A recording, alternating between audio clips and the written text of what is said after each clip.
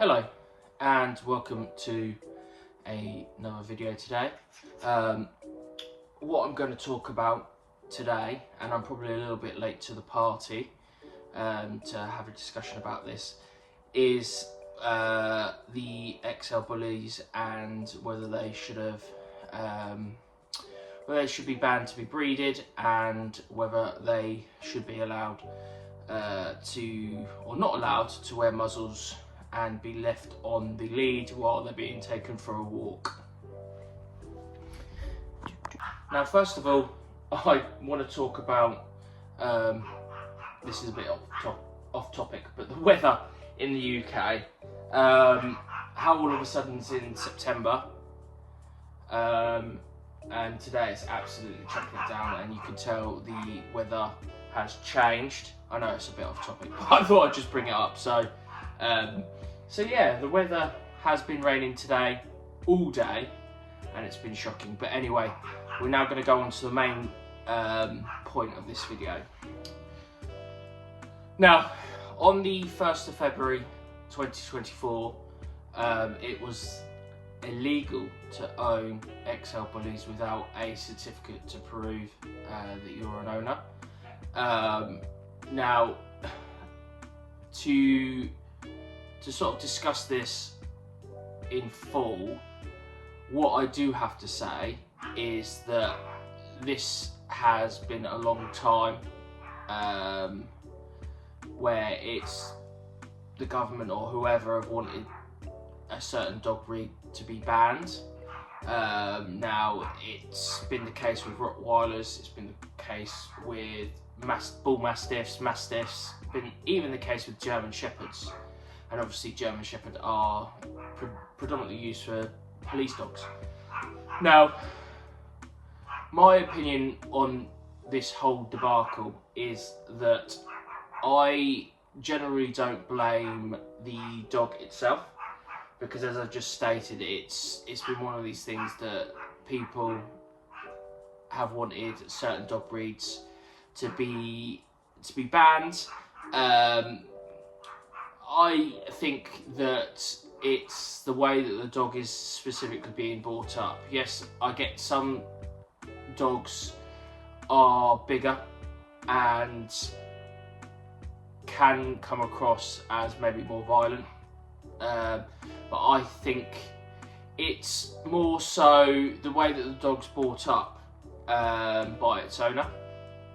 I think, yes, as I just stated, Rottweilers, bull mastiffs, XL bullies, those type of dogs have had a bad reputation for attacking children, attacking people, etc, etc. But as I previously stated, I think it's down to the owners that not necessarily egg that sort of thing to happen, but they train dogs to be like that in a certain way. So my opinion essentially is that I don't think it should be the dog, or a certificate should be held in regards to be able or capable to own a dog. I think there needs to, especially when getting those type of breeds of dogs, I think there needs to be, I don't know, it's hard to sort of manage or hard to do, but if someone is wanting a Rottweiler, or if someone is wanting a German Shepherd, for example, I think there needs to be some form of screening to check that the owner is capable of looking after said dog. Now, just to give an example, this is Ivy, as you're probably all aware. She is a regular on the channel. Now, she is a Pomsky, so she's obviously got Pomeranian and Husky in her. However, they are known for being yappy and very talkative. Now, okay, bye Ivy. Now, essentially, it's how you train the animal, because I'm not saying that I would, but I could essentially train her to be very protective, very vocal when it comes towards people or other dogs, but I've been brought up not to do that. Now, she is a very well-trained, well-behaved dog, and I think, again, it's as I previously stated, it's so difficult to control that sort of thing, especially with those bigger types of dogs, because with Ivy being so small, it would be hard for her to do some real sort of damage. But I understand, obviously, towards kids, but that's not how I train my dogs. I just think it is a bit of a grey area, really, and a bit of a tough one, because I think, especially with those bigger dogs, they are so loyal and they are so loving to their owners and their family. But again, I think it's one of those things that it may be in their mindset to be so protective, because I've previously had Rottweilers. I've also previously had a Bull Mastiff when I was younger, and again, it's how they were trained. They were always very protective dogs, but there was no chance of them ever attacking someone or going for someone that was near us. We would always go down to the park with the dogs when I was a kid, and obviously we'd still keep them on the lead, and obviously people will always have bad perceptions of those type of bigger dogs, but people could come up and there'd be no problem with the Rottweiler or the Bull Mastiff ever going for someone. Obviously, I get it's a little bit different when it comes to somebody's home, but then I suppose if someone crosses that barrier and goes into the dog's home, then yes, it's one of those things that person has crossed the dog's territory, the dog's home, so they are going to be protective. And I think that's all sorts of dogs. Now, again, Ivy, if someone was to burgle my house, she would bark, but she's not going to, again,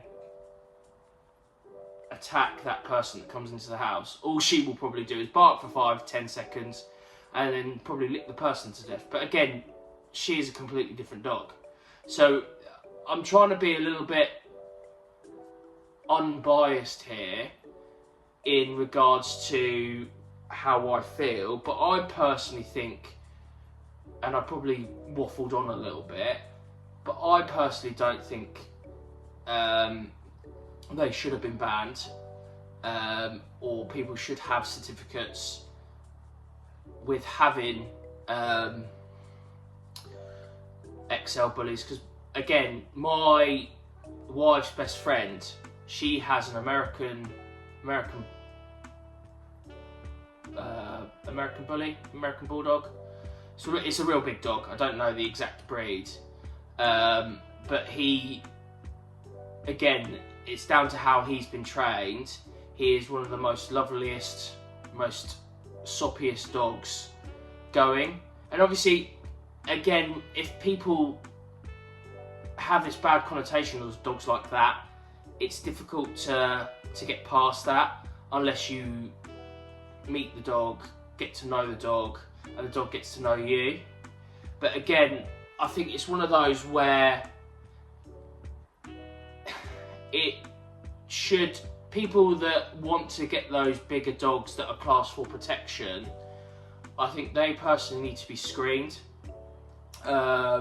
because I'd say 95% is probably a bit strong, but I'd probably say 80% of it is down to them and how they bring the dog up. So I think if there was a way of putting it in and getting it done, so for example, if I was, my next dog, I wanted to get a Rottweiler, for example, again, they have tendencies to be violent, and previously people have wanted Rottweilers to get banned. So if I was to get a Rottweiler,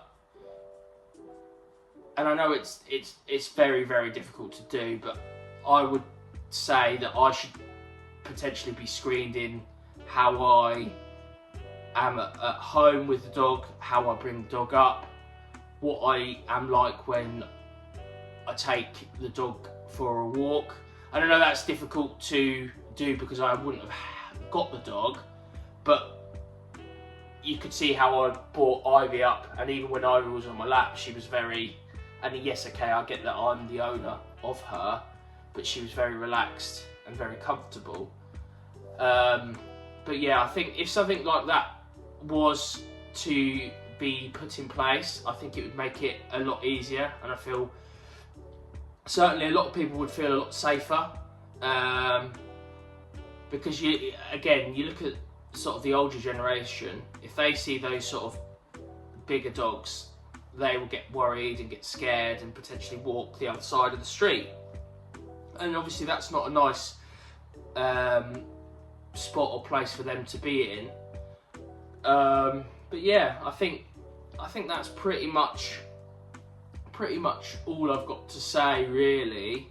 I just think it's unfair on the dog, really, because I'm not going to go too much more into what I've already said and rehashed, but I would personally love to know what everyone else thinks, and whether they think XL bullies should be banned, and if other dog breeds should be banned, i.e. the dogs that I've previously listed, or if people have those type of dogs, how have they trained them?